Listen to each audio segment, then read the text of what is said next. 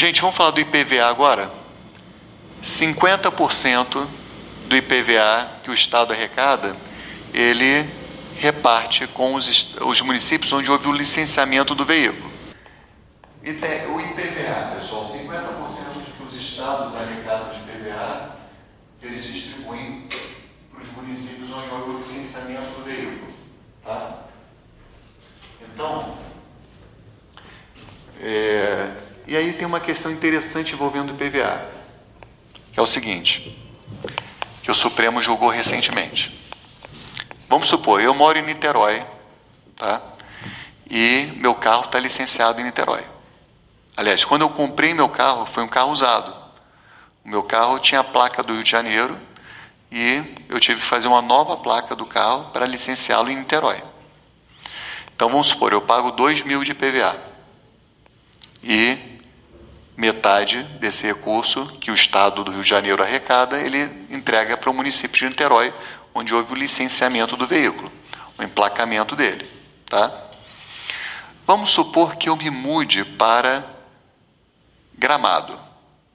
Ah, meu Deus, eu quero morar em Gramado, muito legal. Lá tem chocolate, tem um clima agradável, não sei o quê. Quero me mudar para Gramado, um lugar seguro.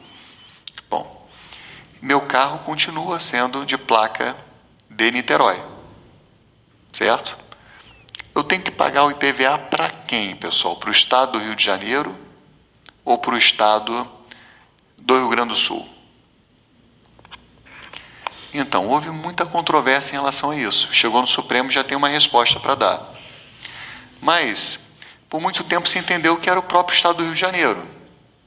Por quê? Porque, no fundo, é o Estado onde houve o licenciamento. Embora o licenciamento se realize no município, né? É o Estado do Rio de Janeiro, houve o licenciamento do veículo. Mas o Supremo entendeu que quando uma pessoa altera o seu domicílio para um outro local, o IPVA deve ser pago para o Estado que acaba sofrendo um pouco o impacto daquele veículo circulando no seu território. O veículo ele gera poluição, ele desgasta o asfalto, certo? Ele gera poluição sonora também, né? Então, o Supremo entendeu que o IPVA, nessa circunstância, deve ser pago para o Estado do Rio Grande do Sul. Tudo bem? Isso gera um problema muito grave do ponto de vista operacional, essa decisão do Supremo.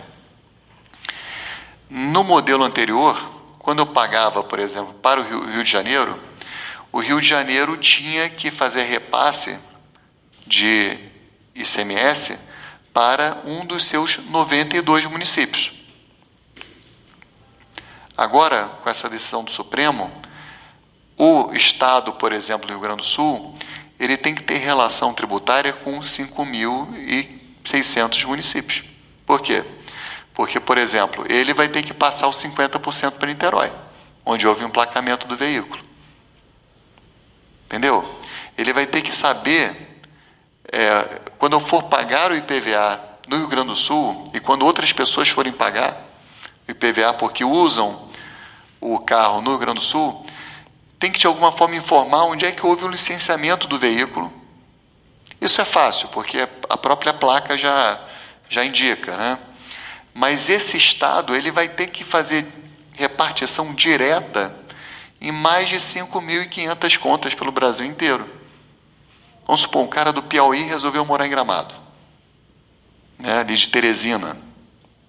Um outro de Fortaleza resolveu morar em Gramado. Né, o licenciamento foi em Fortaleza. O sujeito que licenciou o carro em Manaus resolveu morar em Gramado. Então, essa decisão do Supremo gera essa dificuldade prática.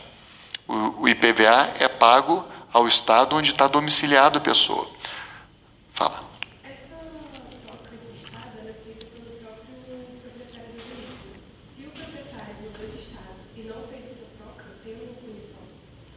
Não, então, quando a pessoa compra, por exemplo, no meu caso, eu comprei o veículo que estava licenciado no Rio de Janeiro. Então, quando eu fiz a transferência do veículo para o meu nome, aí eu fui obrigado a licenciar esse veículo em Niterói, porque era uma aquisição do veículo, né?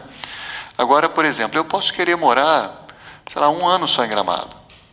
Imagina se a pessoa, toda vez que mudasse de estado, de domicílio, tivesse que fazer uma alteração do licenciamento do seu próprio veículo. Entendeu? Então, me parece que a lei não exige isso. Então, a pessoa ela tem que pagar o IPVA para alguém. A tendência é acabar pagando para o seu estado de origem, né? Porque até a fiscalização disso é muito difícil, né? Como é que o estado do Rio Grande do Sul vai saber que aquele cara que está lá não é um turista, mas um cara que resolveu morar?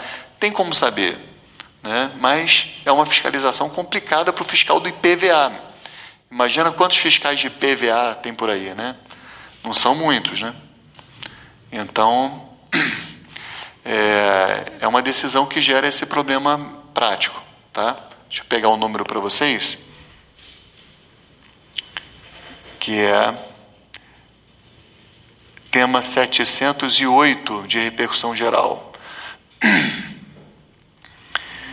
Recurso extraordinário, repercussão geral, tema 708, constitucional tributário, imposto sobre a propriedade de veículos automotores, IPVA, recolhimento em estado diverso daquele que o contribuinte mantém sua sede ou domicílio tributário. Impossibilidade. Ou seja, onde ele tem sua sede ou domicílio tributário, é aí que ele tem que pagar. Essa decisão do Supremo, por que o Supremo decidiu dessa forma? Porque havia, gente, um problema que era um problema de planejamento tributário um pouco abusivo. Lá no Paraná, o IPVA sempre foi mais baixo.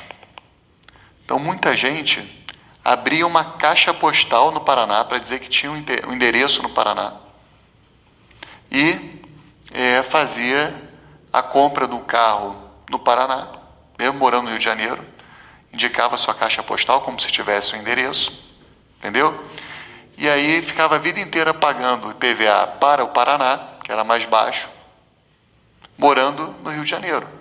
Então o Supremo quis pegar essa situação, entendeu? Quis evitar esse tipo de planejamento tributário abusivo. Mas acaba que gera um problema para a repartição direta das receitas tributárias. Porque agora cada estado vai ter que se relacionar com 5.000 e tantos municípios. Tudo bem? Tema 708 de repercussão geral. Bom, é que não sei se isso aqui importa falar nesse momento. Deixa eu dar uma lidinha aqui rapidinho no 157. O 157, inciso 3, ele teve a redação alterada pela reforma tributária para dizer o seguinte, olha, 50% do produto da arrecadação do IPVA licenciado em seus territórios, e acrescentou o seguinte, em relação a veículos aquáticos e aéreos, cujos proprietários sejam domiciliados em seus territórios. O Constituinte da reforma tributária fez questão de colocar aqui também que o IPVA incide sobre veículos aquáticos e aéreos, porque o Supremo ele entendia que o IPVA não incidia sobre veículos aéreos, tá? E aí é uma longa história, porque o IPVA surge de uma taxa, que era a taxa rodoviária única, que era rodoviária. Então o Supremo fala, não, então não vai incidir sobre veículos aéreos. Mas, poxa, veículo aéreo é veículo automotor, né, pessoal? Então, e quem tem um jatinho tem uma tremenda capacidade contributiva. E aí a reforma fez questão de deixar claro que incide sobre tanto veículos aquáticos quanto aéreos, tá? Bom,